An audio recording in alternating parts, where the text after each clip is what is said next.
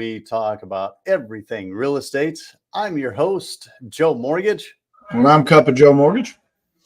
This week, our episode, we're continuing on in our 5-part series on investment properties 101. And today we're going to focus on the importance of having a good realtor by your side to help you through all the complexities of buying your first investment property. But before we get to that, a little coffee talk this morning, Joe. I know you got your coffee, right? Yes, I do. Good. How'd your fantasy football go this week? I lost by a little. I think I lost by less than a point. That hurt. We did pretty good, but my tight end is why I lost. Oh no! Who do you have for your tight end? I forget. Andrews. Oh yeah, Mark Andrews. Yes. Yeah, he did not have the game I needed him to have. I think he got me a total of 3 points. Yeah. So I was pretty happy with the rest of the team. But I did tell my son he needs to take it back over so I can be done with it. Okay. How did you fare? Not good. I got blown out of the water. It seemed like nobody wanted to play, first week. It was like they're still in preseason or something. I don't know. But, I felt that way with a couple of games. I was like, wow. Especially the Monday night game. Oh, come on. It was the Jets, right? Yeah. That was the Monday night game. I'm sitting there. I was like, okay, so you guys have like 4 minutes left, 5 minutes left, and you take Rodgers out. Okay, let's just give up on the game. That's awesome. That just drove me nuts. But he's also a prima donna anyways. And if he ever watches the show and he hears it, I would say it to his face too. I know we did have an Aaron Rodgers on our show. Going to mention that. Different Aaron Rodgers, and I like him. Yeah. I'm not giving comments about that, but I didn't even like him in Green Bay. So yeah, I know a lot of people do, but just the cheeseheads up there in Wisconsin typically like him. So he's a great quarterback. Don't get me wrong. He's got the skills and everything else. It's just something about him. So yeah, I think prima donna was the correct description that you gave up. Yeah, but then I think the backup quarterback, he's been in the league for 12 years or something like that. So he's not like a rookie. Yeah. So that shocked me too, why they would do that, but you never know. He went out last year with Achilles, so he might get hurt again this year, and they're making sure they have somebody. But yeah, perhaps it is. Well, enough of the football. I'm sure everybody who is listening in probably wants us to get into our main subject for today in regards to investment properties and using a good realtor for that, the importance of it. I'm super excited to have on our guest today. Been wanting to have her come on the show, and she got the courage up to be able to put up with the two of us. So I am very thankful for her and excited to have her on. She's a realtor now with eXp Realty. After spending 25 years delivering babies. Oh, wow. Yeah. And today we're going to be talking with her, not only about her journey into real estate, but her passion for helping people invest in real estate properties. Please welcome to the show, everyone, Diane Hibbs. Hi, guys.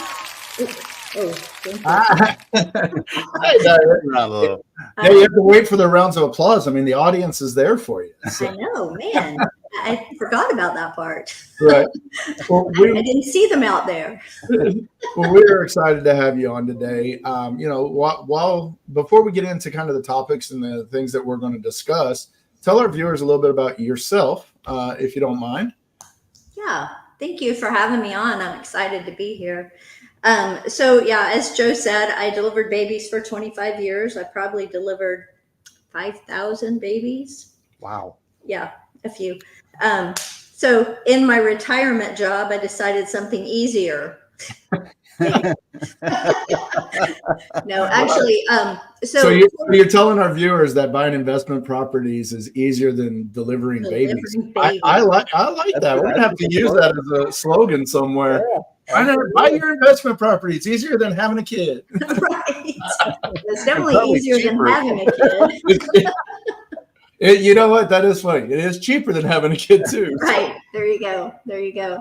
No. So, after being in clinical medicine for 20 years or so, I was in administration for a while, and there was a crossroads, and we had already started down our journey to buy some investment properties. And so it seemed like the right move to kind of move into, I figured having my real estate license was going to help me just in our investment part, but then really developing the residential side of that just kind of happened. And I'm excited to be in that place now and helping people to kind of do what I've been doing as well.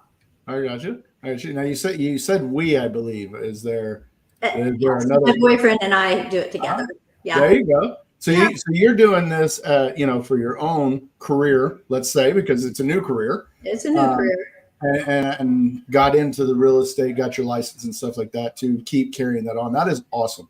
And that's, we've got, my niece is doing the same thing. She's a nurse, and she's getting her real estate license to also start investing in properties, her and her husband. So this is why we have this show today, is to teach people kind of what you've done in your life. Yeah.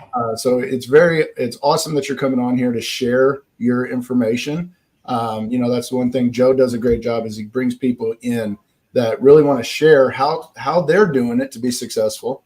And hopefully we can, I hope one day, Joe, we can have a success story, and we'll get into it in a minute, but we'll have a success story of somebody saying, I listened to the Mojo show about investing in properties, and this is how I got started. That would be a great one. So if anybody's watching or listening, you can see we have there, please drop comments, ask questions. We have Diane here to help you understand. Maybe, don't ever think there's a dumb question, because I'm still new to this when it comes to trying to buy investment properties. Diane, my goal is to have one under contract by the end of the year. Awesome. So I am really taking this series to heart. So when you're doing that, what is the ideal client that you're looking for when it comes to investing in real estate? And then how are you helping them achieve that investment goal? Yeah, so I would say you are probably my ideal client.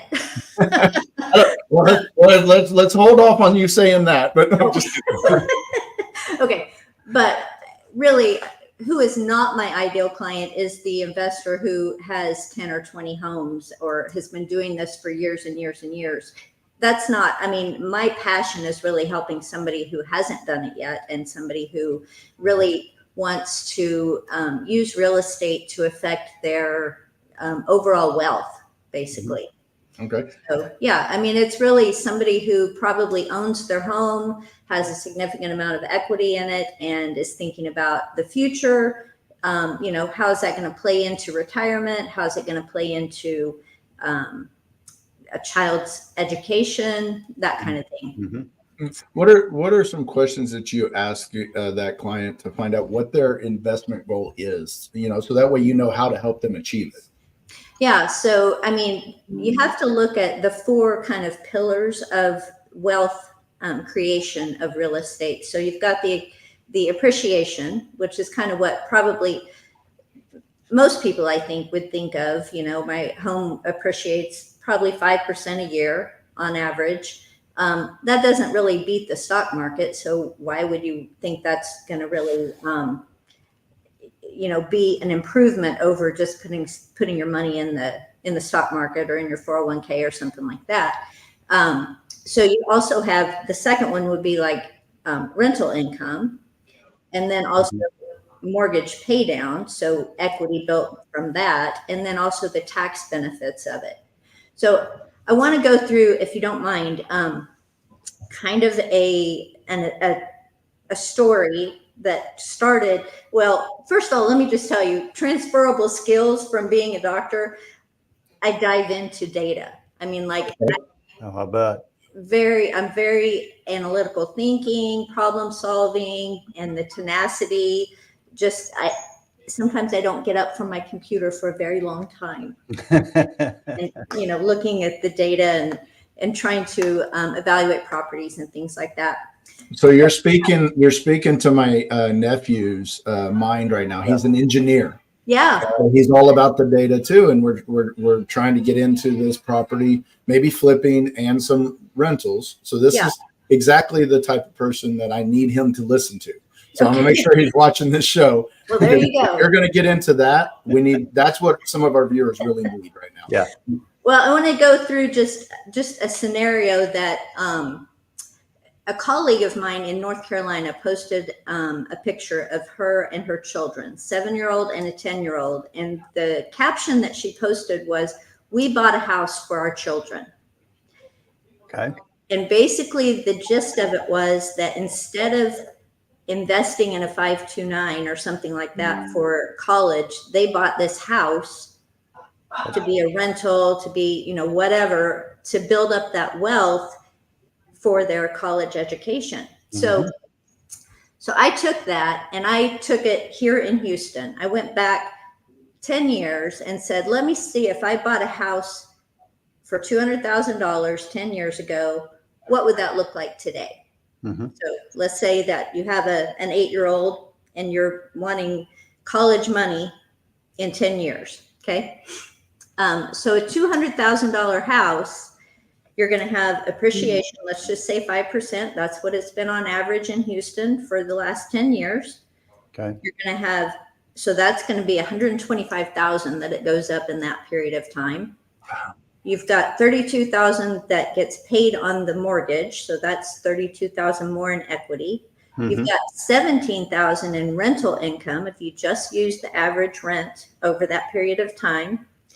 And you've got 17,000 in tax benefit from depreciation over that period of time. It's $192,000 profit. Wow. In 10 years. That's amazing. Yeah. So, I mean, like, it makes a lot of sense. I just went through my new retirement plan in my head with you right there. So thank you. So in my mind, I'm like, okay, I need 10, 15 properties over the next 20 years. Yep. Yeah. Pretty much. And so the reason, so actually, I should go back. So it only took about $50,000 to get into that $200,000 Right. house, Probably right? about Because you've got the down payment and the closing costs. It's going to be about $50,000. If you took that same $50,000, put it in the stock market in 2013 or 2014, Yep. and it just did the average of 11 or 12%, you'd have about 150,000. Okay. That's awesome numbers. The way that you came up with that and just laid it out, that data, that's not where my mind ever goes, but to listen to you, that was amazing. Thank you. I had in Michigan a client that did that very same thing of what you're talking about in Carolinas. They bought a house for their son, who at the time was 3 years old. Yep. And they were expecting another child, and they were planning to do the same thing after that child was born. They bought this, it was just over $100,000, a little bungalow in the town of Ferndale, Michigan. And yeah, over the years, and they had it for, I want to say by the time I met them and helped them refinance it to a lower term and interest rate, I want to say they were like 7 or 8 years into the mortgage, right? And the house, that area actually almost like doubled. It suddenly became just, a mecca to be able to live in, right? And so in like 5 years time, it doubled. It was about 250,000. Wow. And I mean, they were still, about 8 years away from their child graduating high school and going to college. So it's amazing, the investment that can be done early on for your child's college, in using it in that terms, right? I mean, you could use it like Joe's talking about as far as building a nest egg for retirement. Well, there's so many different uses of investment properties. Yeah, no, I agree. Absolutely. So what would you say, Diane, some of the kind of more practical first steps then are to, homeowners who can kind of start investing in real estate? What do you think are the first practical steps for them? So I think, let me just talk to Joe, Cup of Joe, since he wants to do this. Right. Joe Reeves is doing this too. So Yeah. Okay. Well, okay. So, I mean, really, you want to start with, what are your goals? Are you trying to have cash flow from rent? Are you trying to really just build appreciation? I mean, what's most important? Because really, if it's not the cash flow, then you don't want it to cost money every month. But if you're not making $1 from it, then that's fine, because you're really making dollars. Let's make this, really good. So I'm going to answer these questions just like you would ask me. Let's treat me like I'm your client, right? So, okay. All right. So my financial goal, short term, is not cash flow. So my financial goal is long term. Okay. I want to be able to have monthly income when I'm ready to retire, right, or when I'm ready to slow down and maybe travel or something like that. I want to have a portfolio that is cash flowing then. Okay. I don't want to lose money on a monthly basis. I don't want to be making the mortgage payment. I want rents to cover that. Yeah. So, but I'm not worried about big cash flow in the short term. I'm worried about that in 10, 15, 20 years. So that way I have this steady income coming in from it that way. That is my financial goal for doing this. Okay. So that's where I'd start is, what's your goal? The second thing is kind of, what is your risk tolerance? I know you guys talked to someone before on the Burr method, which I love, because you're really investing a much smaller amount of money up front. You're getting it back before you're really renting it out. However, you're banking on the fact that you're going to improve the value of that home and be able to refinance it for that higher value. So there's a little bit of risk there. I think a lower risk strategy is really to find something that needs very little work. It depends, though. I mean, it depends on how much cash you have to put down. But I think the lower risk is to find something that is rentable now, or needs very little work, and what the potential is already. So from a cash perspective, I understand where you would ask clients that, right? Do you ask them also about what skill sets they have, what family members they have that do trades? Because like in my situation, and if this is something you don't do, this is why I'm saying it. Yeah. So in my situation, I've remodeled homes. I've general contracted different things personally. Yeah. So that's one of the things that I have ability to do. Yeah. And my nephew is finishing up journeyman. So he's becoming a master plumber. So he's, I've got that in my family that is ready and wanting to do some of this with us. Right. And then the real estate side, like I said, my niece, and then my brother is the financial guru. I'm letting him handle the money. I'm doing the other stuff. And we are going to do this as a family. So that's why. I love that. That's awesome.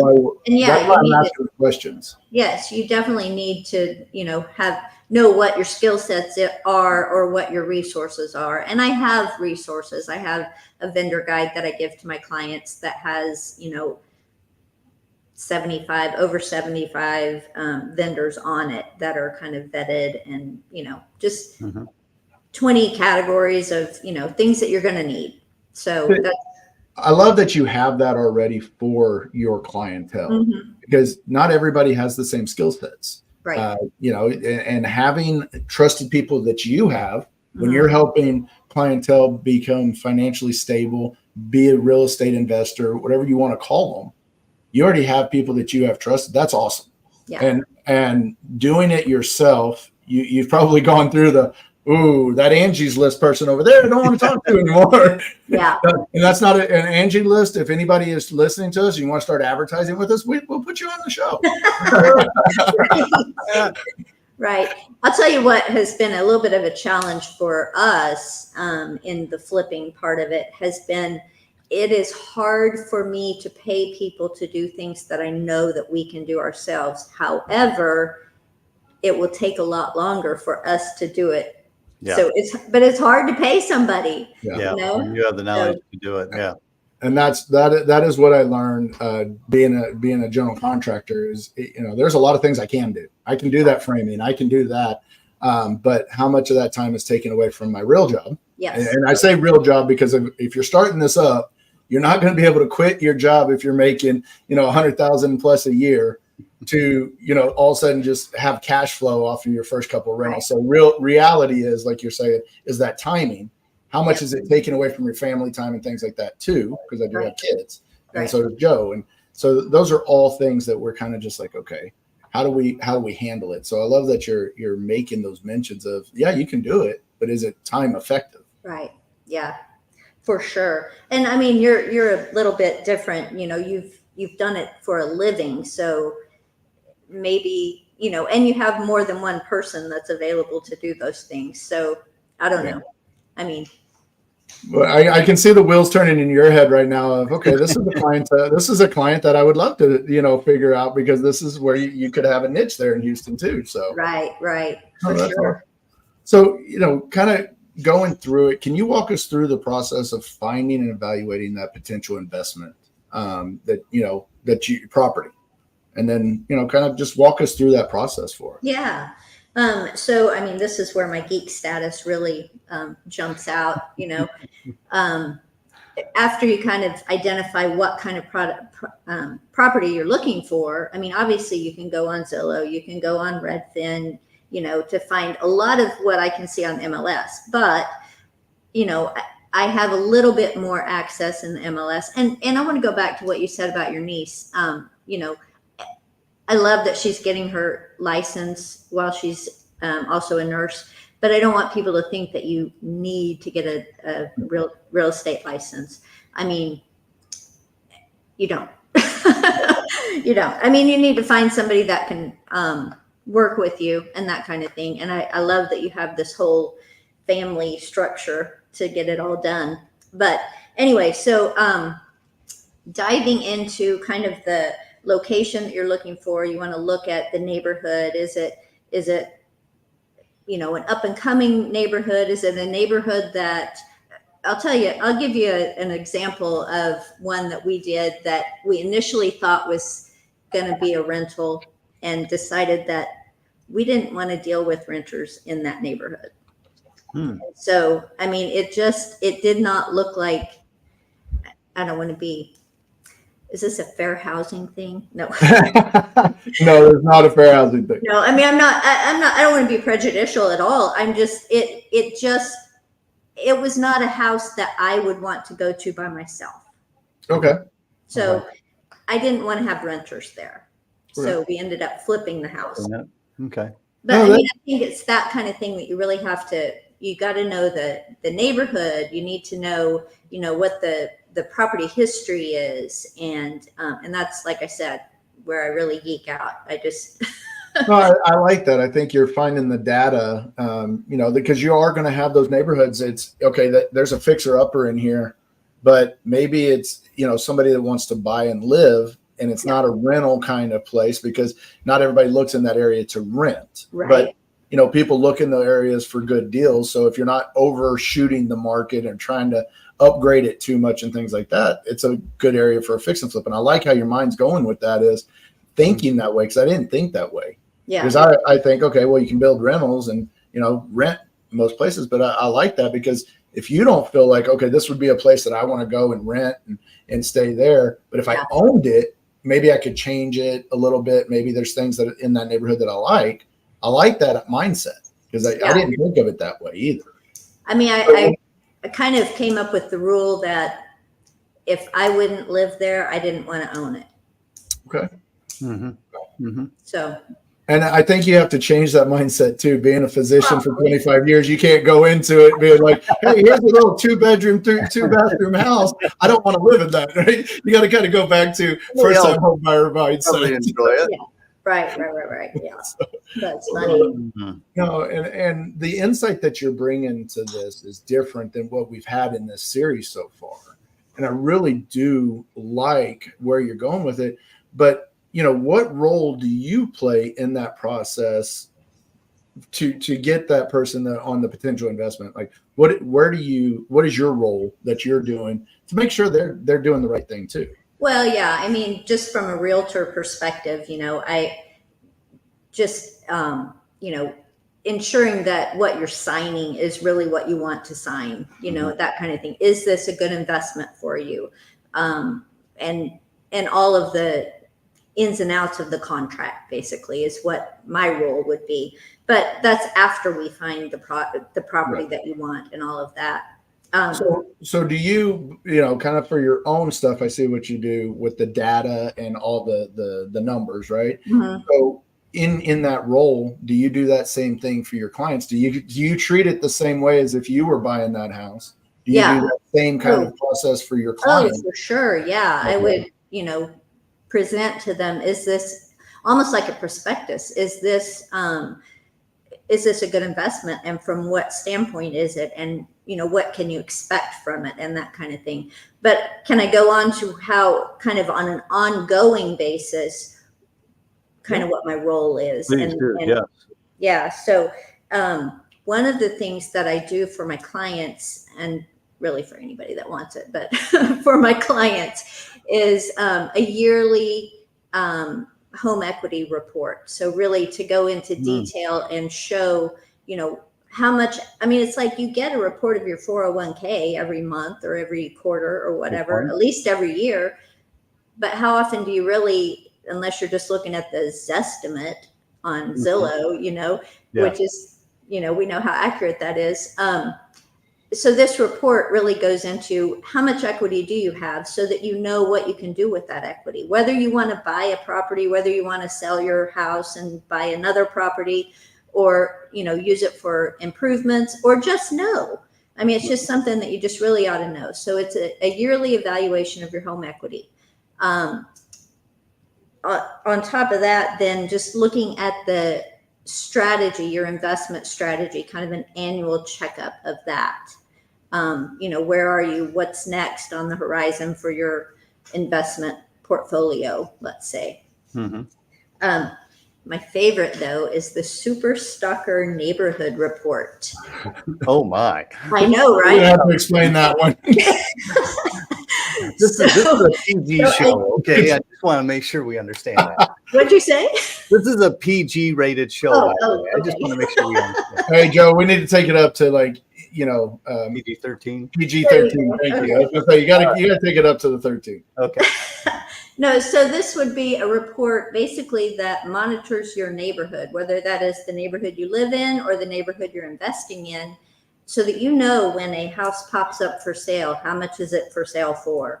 How quickly did it sell? Those kind of things. So this report comes to you, so you are in the know right away. Okay, so is this report a yearly thing, or is it a monthly thing? Is it whenever something happens? This is at least monthly, but really, usually I set it up as a ASAP, so you get it as soon as it happens. Okay, so it's an email that I would get for my neighborhood. If my neighbor put the house on the market, it would say, "Hey, here, neighbor's selling their house for $290,000." Exactly. Wow, I like that. That. What other is it? Just mainly listings and things like that for sell homes? That's really all I have on the report. But if you are interested in other things, especially on investment properties, what's renting in the area, how much is it renting for, those kind of things. Okay. I also have a quiz that I created that you can kind of go through to determine whether it's time to, like when your lease comes up for renewal, should you release it or should you think about selling it? And, are you making enough money on this, or should we transfer it into another property? Yeah. So that's a lot of data. Yeah, I know, right? Joe, your mind's going all on this. It is. This is Joe's style. I can see those wheels turning in his head too. Wow. That's funny. So anyway, that's what I do. Well, I know we're starting to get towards the end of the show. Before we go, though, Diane, I want to ask, just because, especially the experience you have, and obviously all the data that you're able to provide for people and everything, and how you help them. What would you say, just kind of a final piece of advice, if you would, that you would give to someone who's ready to really start their real estate investment journey? What advice would you give them? Really, it would be to partner with the right people. That's you guys, it's me, it's, having the vendors like we talked about, but really don't try to do it all on your own. Okay. That's good advice. Yeah, absolutely. Good stuff. Well, thank you, Diane, so much for coming on the show today. Really appreciate all of your advice, insights that you're able to give to our listeners. If anyone wants to, reach out to Diane, you can see down below her email address. She's, as you can tell, just a wealth of knowledge that she'd be able to help you with and guide you through your first investment property. Diane, is there any other good ways to reach out to you? I don't know, as far as social media or anything? Definitely on Facebook, D Hibbs. That's easy. Okay. Fantastic. Good. Yeah. We do have just a last minute, if you don't mind, before we cut out and start wrapping things up. We do have one question that came in from Eric McLeod, who will pop up here, see if we can all kind of jump in and help here. How do you get over the emotional attachment to the homes you're trying to buy?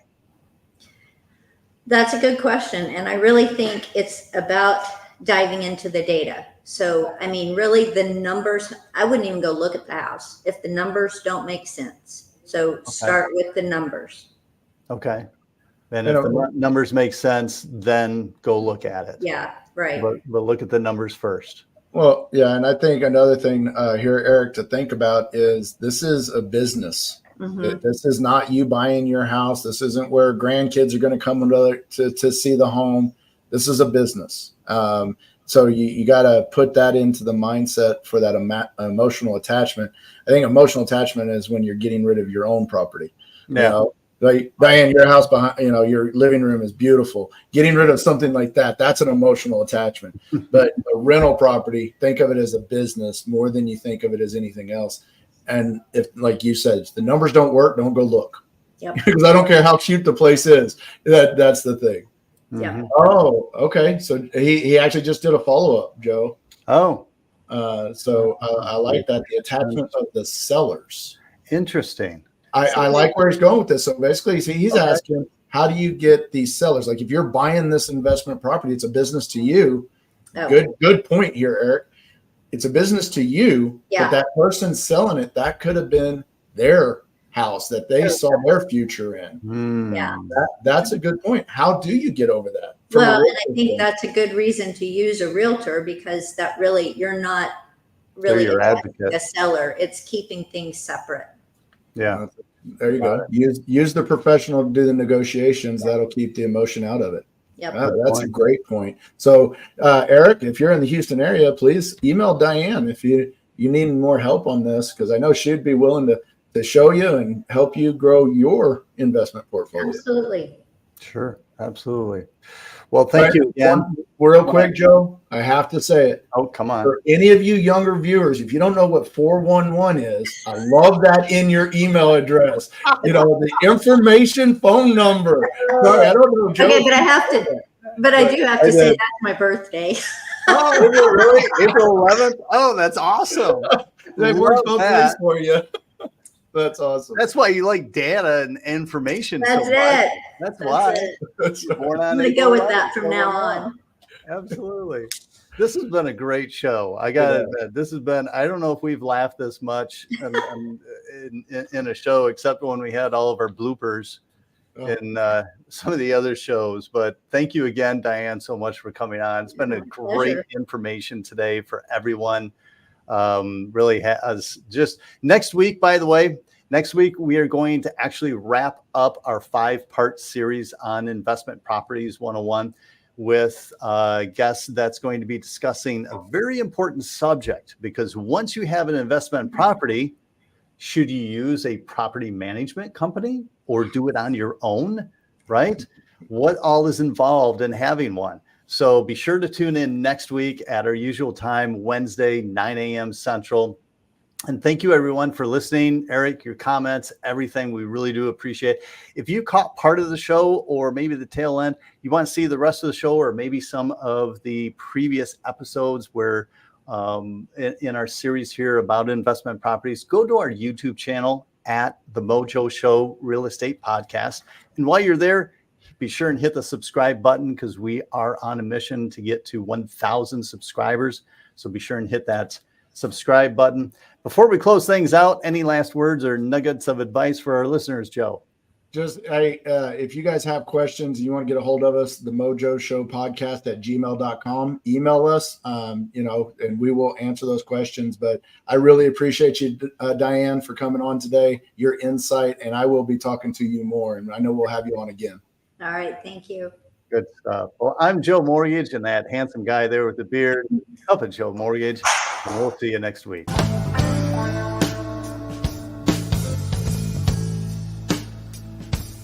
Mr. Mojo.